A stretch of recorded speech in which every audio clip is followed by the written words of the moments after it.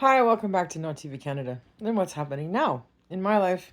I am just on YouTube channel, so I had to stop knitting for a couple minutes because I had all these deep thoughts, and it's something I wanted to share. So I've been juggling this around in my head since last year, and if people were watching me in Gatineau during my summertime here, I was making little jokes, doing the little Rockies run thing up and downstairs near a building that's next to the National Security Headquarters, the military base. I guess it was theirs once, but it's now empty and available for use. And I fell in love with the building.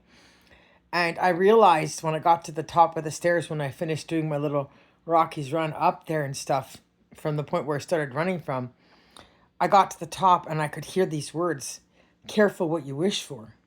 I guess sometimes dreams really do come true.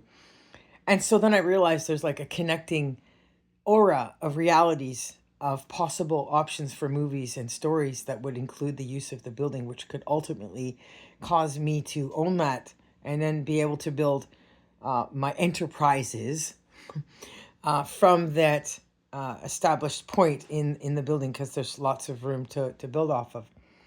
Anyway, from that little experience, it occurred to me I need to do something that has some meaning and purpose.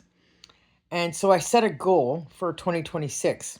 So whether Sylvester Stallone hears this or not, whether he gets to see this video or not, whether anybody watching this can get it to him, my goal for 2026 is to try and exercise and work out an endurance and practice with my lungs in the condition they are, with the severity of asthma I've had to struggle with most of my life, and getting strong enough to do Rocky's Run.